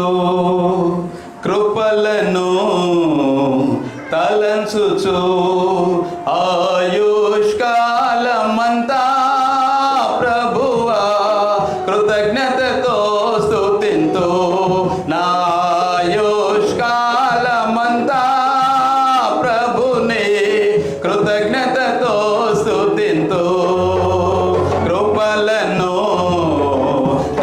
తలంచుచు కృపలను తలంచుచు రూపించబడుచున్నా ఆయుధముండినను రూపించబడుచున్నా ఆయుధముండినను నాకు విరోధమై వర్ధిల్లదు అని నాకు విరోధమై వర్ధిల్లదు అని చెప్పిన మాట సత్యం ప్రభువా చెప్పిన మాట సత్యం కృపలను తలంచుచు కృపలను తలంచుచు ఆయుష్కాలమంతా ప్రభువా కృతజ్ఞతతో స్తుతింతు నా ఆయుష్కాలమంతా ప్రభునే కృతజ్ఞతతో స్తుతింతు. కనికరం కలిగిన తండ్రి, గొప్ప నాయన, దయగల యేసయ్య మీకు వందనాలు. అబ్రహాము ద్వారా మేము అన్యులము, అన్య జనాంగమైన మమ్మలను ఎట్లా వారసులుగా చేసినావు, ఎట్లా మేము యూదులతో సమానులుగా మారిపోయినాము, ఎట్లా మిమ్మల్ని మేము దేవుడిగా అంగీకరించడానికి అవకాశం కల్పించినావు అనే గొప్ప దైవిక మర్మమును మాకు మీరు తెలియజేసినందుకు నీకు వందనాలు చెల్లిస్తున్నాం. నిజమేనైనా మేము ఎన్నిక లేని వారం, మేము మా నీతి క్రియలు కూడా మురికి గుడ్డలతో సమానంగా ఉన్నాయి. దిగజారిన స్థితిలో ఉన్న మమ్మలను మీ రాజ్య వారసులుగా కేవలం మిమ్మల్ని విశ్వసించడం ద్వారా మాత్రమే మీ కృపనిచ్చి మమ్మల్ని స్వీకరించుకున్నాము. మేము ఎన్ని వందనాలు చేసినా తక్కువనే తండ్రి. పనికి మాలిన జక్కయ్యను ఇదిగో ఇతడును అబ్రాహాము కుమారుడే, నేడు ఈ ఇంటికి రక్షణ వచ్చిందని అబ్రాహాము సంతానంలో చేర్చినావు ప్రభా. మేము ఆ స్థితిలో ఉన్న మమ్మలను చేర్చుకున్నావు. అబ్రాహాము ద్వారా చేసిన నిబంధనను యేసుక్రీస్తు ద్వారా మాతో ఫుల్ఫిల్ చేసిన తండ్రి నీకు వందనం చెల్లిస్తున్నాం. మా కొరకు మీరు శాపమైనారు, మా కొరకు స్వరూపం లేనివాడుగా, సుగసు లేనివాడుగా, చూడనొల్లని వాడుగా, వ్యసనక్రాంతుడుగా, మనుషులు విసర్జించిన వాడుగా అయిపోయినావు. అయినా మేము ఏదో ఊరిక వచ్చి ఏదో రెండు మాటలు వినిపోతే లాభం లేదు ప్రభువా. మీ త్యాగాన్ని మేము దినదినము నెమరు వేసుకోకపోతే మాకు లాభం లేదు నాయన. మీరు మా ఎడల ఏం చేసినారో అది మేము జ్ఞాపకం చేసుకోవాలి, లేకపోతే మాకు లాభం లేదు. మా ప్రేమిడులకు ఆ ధైర్యం దయచేయండి ప్రభు. యేసు నా కొరకు ఏం చేసినాడు? నాకు మారుగా బలైన గొర్రెపిల్ల, ఇదిగో లోక పాపములను మోసుకొని పోవు దేవుని గొర్రెపిల్ల అని యోహాను భక్తుడు 1:29 చెప్తున్నట్టుగా మా నిమిత్తమై బలైన గొర్రెపిల్లగా మీరు మరణించినారు, మమ్మల్ని మీ రాజ్య వారసులుగా చేసుకున్నావు. దాన్ని బట్టి మేము పునరుజ్జీవింపబడ్డాము, వి రెస్టోర్డ్. అలాంటి కృప మా బిడ్డలకు అనుగ్రహించమని యేసు నామమున అడిగి వేడుకుంటున్నాం తండ్రి. ఆమెన్. ఆమెన్. కానుకలు